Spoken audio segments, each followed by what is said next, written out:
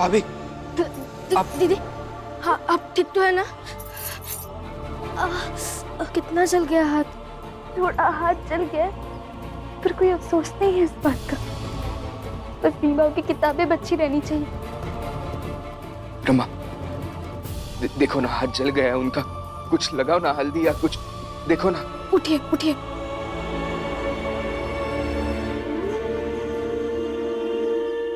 भीम भाव,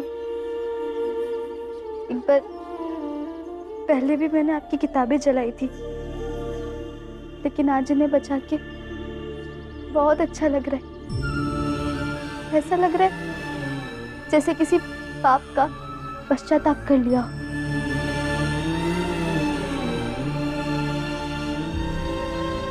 चलिए मैं हल्दी लगा देती हूँ।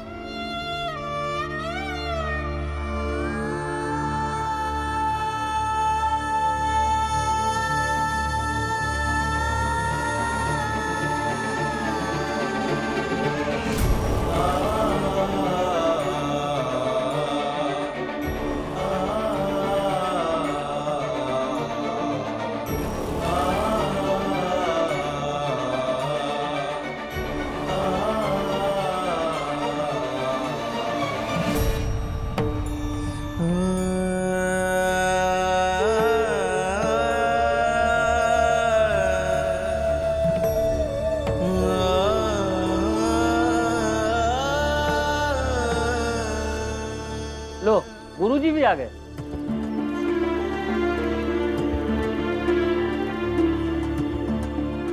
गुरुजी, आप यहाँ इस वक्त? हाँ, भीम की पुस्तकों पर कवर चढ़ाने आया था। जरा भीम को बुलाइए पुस्तकें लेकर। जी मैं अभी देखता हूँ।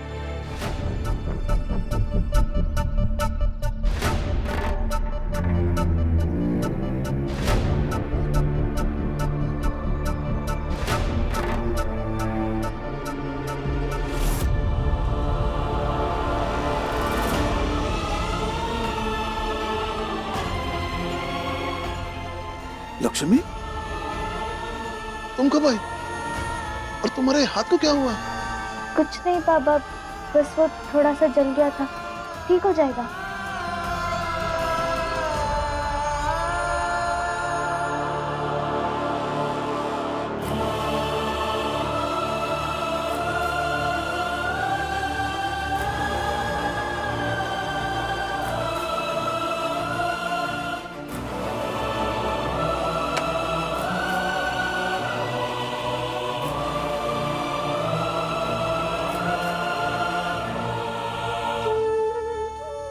भीम, क्या हुआ बेटा? ये किताबें क्यों ऐसी पड़ी? अरे बता तो सही। कुछ नहीं।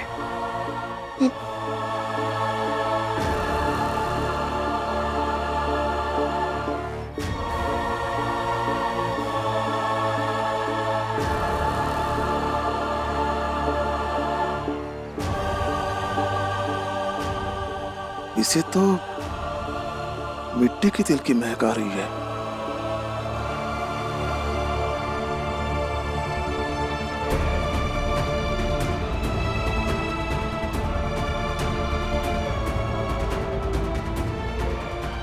कुछ नहीं बाबा, बस वो थोड़ा सा जल गया था, ठीक हो जाएगा। इसका मतलब जीजाबाई नहीं बदली, लक्ष्मी बदल गई। जीजाबाई को सबक सिखाना ही पड़ेगा। जाने दीजिए बाबा। नहीं बेटा, इसे मैं ऐसे नहीं जाने दूंगा। उठाए सारी किताबें। पता नहीं ये भीमराव अभी तक नहीं आया। अरे गुरुजी, ये राम जी का घर नौटंकी का अड्डा है। यहाँ कब कौन सा नौटंकी शुरू हो जाए पता नहीं चल पावत है। और गुरुजी, आप अपना काम धंधा छोड़कर यहाँ किताबों में जिल चढ़ाने आ गए हैं? कमाल है। यही तो खासियत है इस भीमराव की। सीधे साधे लोगों पर पता नहीं कौन सा जादू चला देता है और वो लोग उसकी गुलामी करने लगते हैं। हितेश, गुरुजी के साथ ढंग से बात करो। नहीं, बोलने दीजिए। हितेश जी, यदि आप पढ़े लिखे होते या समझदार अनपढ़ होते तो भी आप ये समझ पाते कि प्रेम में किए जाने वाले ऐच्छिक प्रयास भी कई लोगों को गुलामी लग सकता है। यही दुर्भाग्य है कि जिस सामाजिक व्यवस्था और संकुचित सोच के आप गुलाम हैं ना, उन पर आप कभी बात नहीं करते हैं।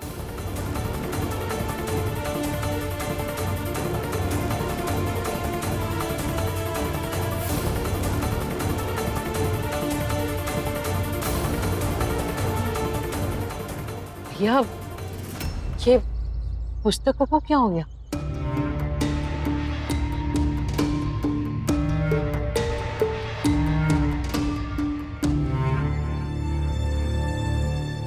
मेरी पत्नी जिजाबाई का कारनामा। देख ले हो, क्या कहे थे हम? राम जी का घर नौटंकी का अड्डा है। ले शुरू होगी चौचक नौटंकी। ए जोकू, थोड़ी देर के लिए अपना मुंह बंद नहीं रख सकता है? चुप रह। बाबा, अपने घर का विषय इन सबको बताने की क्या जरूरत है? नहीं बताना चाहिए इन्हें।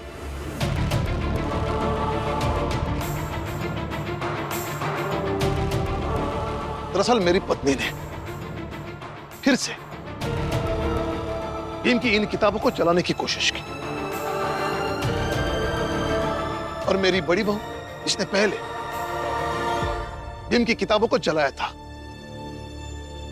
लेकिन आज उसी ने भीम की किताबों को जलाने से बचाया। हाँ,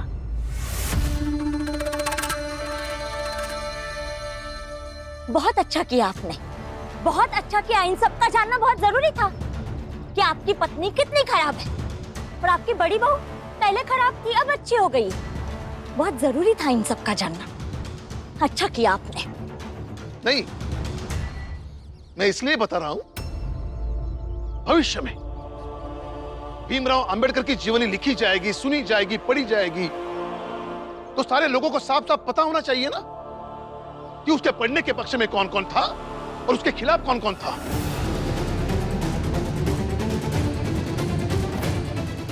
ए राम जी, ए, पागल हो गए हो क्या? अरे भीमराव इतना बड़ा क्या बन जाएगा कि लोग उसकी जीवनी को पढ़ेंगे, सुनेंगे और देखेंगे? जागो, जाग जाओ, ये कोरी कल्पनाओं से बाहर आओ। बनेगा बनेगा हितेश जी, भीमराव अवश्य बड़ा बनेगा।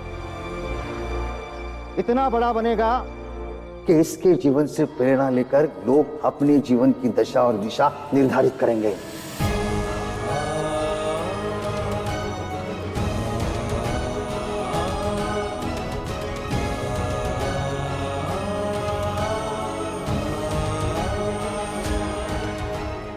और तुम सब लोग भीमराव के जात के होकर भी भीमराव की जीवनी में इसके विरुद्ध बोलने वाले लोगों में गिने जाओगे। गुरुजी, ये सब छोड़ दीजिए, हम इन किताबों पर कवर चढ़ा दें।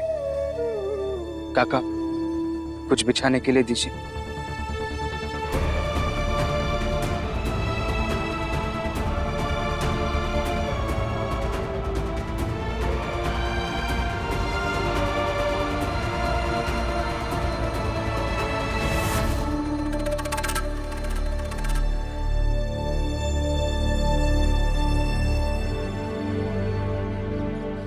ताई, मैं आपके लिए चाय नाश्ता लेके आई हूँ।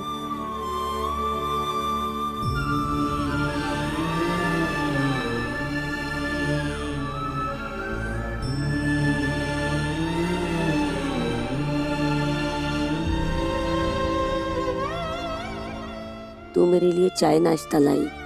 चाय नाश्ते से ज्यादा मुझे तुम्हारे सहारे की जरूरत है। ये जो लड़ाई मैं लड़ रही हूँ ना, ये मेरी अपनी की लड़ाई नहीं है, ये हम सब नारी जाति की लड़ाई है। ताई, जब से मैं भी आके आई हूँ, आपने मुझे अपनी छोटी बहन की तरह माना है। हर सुख हर दुख में आपने मेरा साथ दिया, इसीलिए आज मैं आपके लिए चाय नाश्ता लेके आई। पर हमें कोई लड़ाई नहीं लड़नी। और आपसे भी निवेदन है, आप घर चलो।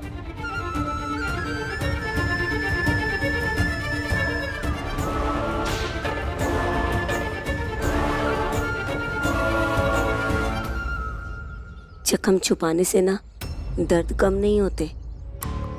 तू मेरे लिए चाय नाश्ता लाई, मेरे दुख दर्द में शामिल हुई, पर इससे भी ज्यादा जरूरी है कि हम उसके खिलाफ लड़ें जिसने हमें ये जख्म दिए।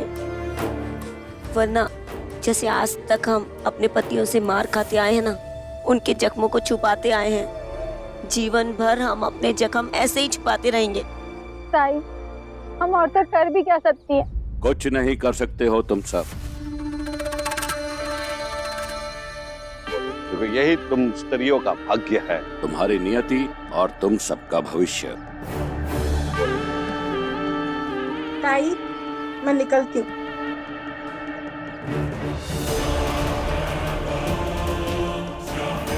और तू यहाँ बैठे बैठे मर भी जाए तो हमें कोई फर्क नहीं पड़ेगा। वहां समाज में हमारी इज्जत है, हमारा रुतबा है। पता है लोग क्या कह रहे हैं? लोग कह रहे हैं कि प्रचंड देव अपनी पत्नी को नहीं संभाल सके। हम ये अपमान बर्दाश्त नहीं करेंगे। फिर से सोच ले क्या करना है।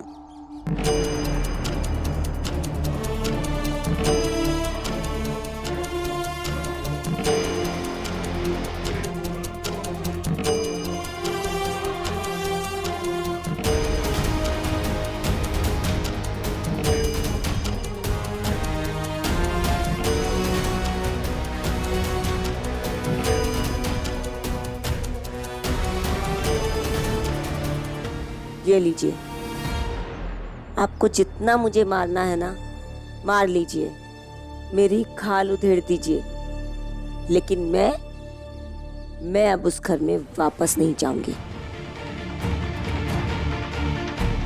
और आप जो बार बार कहते हैं ना कि मेरे घर न जाने पर आपको कोई फर्क नहीं पड़ेगा, बिल्कुल गलत कह रहे हैं। जब एक औरत घर पे नहीं पहुंचती है ना, तो सबसे ज्यादा परेशानी उसके पति को होती है।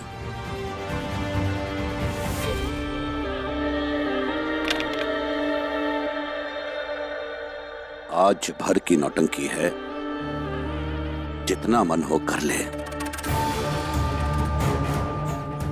आज रात में हमारे आदमी आकर तुझे उठाकर दरिया में फेंक देंगे, फिर सब खत्म। अब आनंद की तबीयत कैसी है? वो क्यों नहीं आया? उनका वहाँ इलाज चल रहा है, पर मुझे आना पड़ा काम करने के लिए। आई बाबा ने कहा है कि वो रहने खाने का देख लेंगे, लेकिन दवाइयों के खर्चे नहीं उठा पाएंगे। उनकी भी हालत ठीक नहीं है। हाँ, तो पेंशन में से एक पैसा भी नहीं मिलेगा। जब बोल रही थी कि अपने लिए कुछ पैसे बचा लो, तब बुरी बन जाती थी मैं। कभी तो अपनी ममता दिखा जीजाबाई। देखा, इस घर में नीचा दिखाने की हर कोशिश की जाती है मुझे, और मुझे बुरा कह कहकर बुरा साबित किया गया है इस घर में। तो मैं बुरी बन ही जाती हूँ, हुई मैं बुरी और बुरी रहूंगी। सब लोग मीठी मीठी बातें करते हैं रिश्तों की, और जब भी मैं अपने पति से अपने हक के लिए कुछ बोलूं तो तूफान उठा लेते हैं। भाभी, आप चिंता मत कीजिए, आनंद भैया के दवाई का खर्चा मैं उठाऊंगा। मैं कुछ ना कुछ काम ढूंढ लूंगा। पहले मैंने उनसे कहा था कि आपकी पढ़ाई का खर्चा महाराज जी उठा रहे और घर का खर्चा मैं उठा लूंगी, लेकिन अब ये भी थोड़ा थोड़ा काम कर लेंगे। अब चिंता मत कीजिए, सब कुछ हो जाएगा। हाँ, क्यों नहीं, कोई चिंता मत कीजिए। ये भीम और रमा तो सब कुछ कर देते हैं। वो प्रचंड देव की पत्नी अभी भी जूझ रही है। किसके कारण? इस भीम और रमा के कारण। उसके लिए तो कुछ नहीं कर पाया, अब आनंद के लिए करेगा। बातें बनाना सीख लो बस इससे।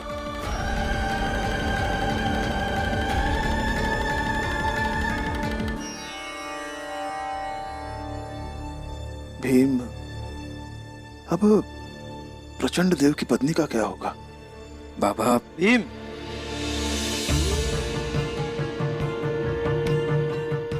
बेटा एक औरत तुम्हें ढूंढ रही है।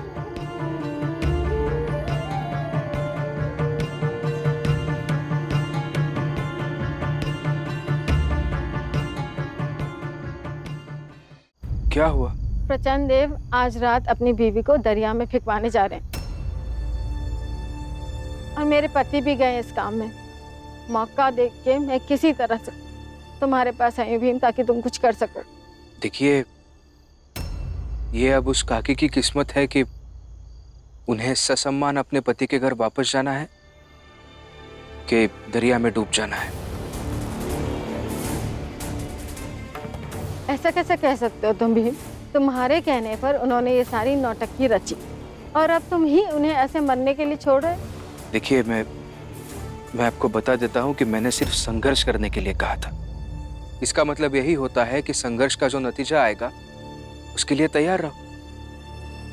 अभी परिणाम उनके पक्ष में आएगा या विपक्ष में, उन्हें तैयार रहना होगा। तुमसे ये उम्मीद नहीं थी।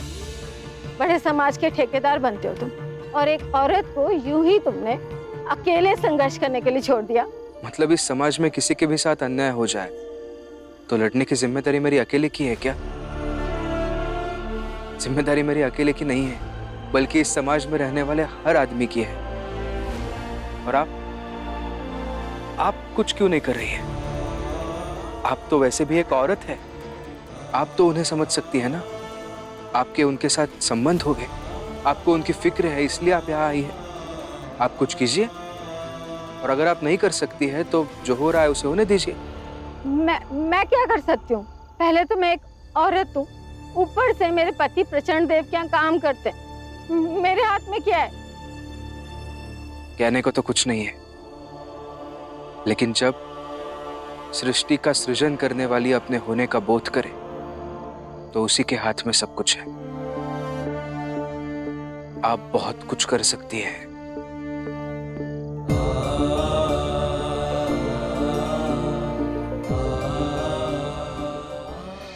भीम सही कह रहा है। हम आप सबके लिए हर बार आकर लड़ तो नहीं सकते ना, इसलिए क्या करना है क्या नहीं करना है आप देख लीजिए।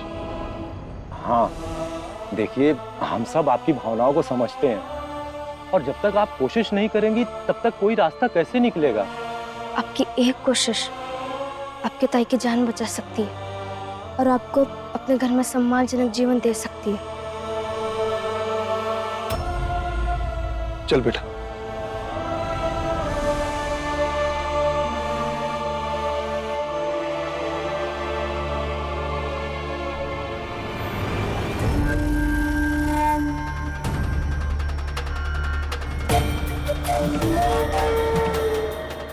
इसे उठाओ, ले जाओ और दरिया में फेंक दो। छोड़ो मुझे। अरे चलो। अच्छा, हो गई ना तेरे मन की? अब कल सुबह कोई हमें मुंह पर ये ना कहे कि हम तेरे कातिल हैं, मगर दिल से तो सभी मानेंगे कि हमने तुझे ठिकाने लगाया है। भविष्य में कुछ लोग ऐसे भी आएंगे जो कहेंगे इतने बड़े आदमी ने अपनी पत्नी को घर लाने की बजाय ठिकाने लगा दिया। अच्छा, तू मानती है हमें बड़ा आदमी? अरे तेरी नजर में बड़ा आदमी तो वो भीमराव है, जो तुझे भी बड़ा बनाने की कोशिश कर रहा है। मगर अफसोस, नजर उठाकर चारों तरफ देख कि तेरा वो बड़ा आदमी भीमराव कहीं दिखाई नहीं दे रहा। देख, ध्यान से देख, कहाँ है वो?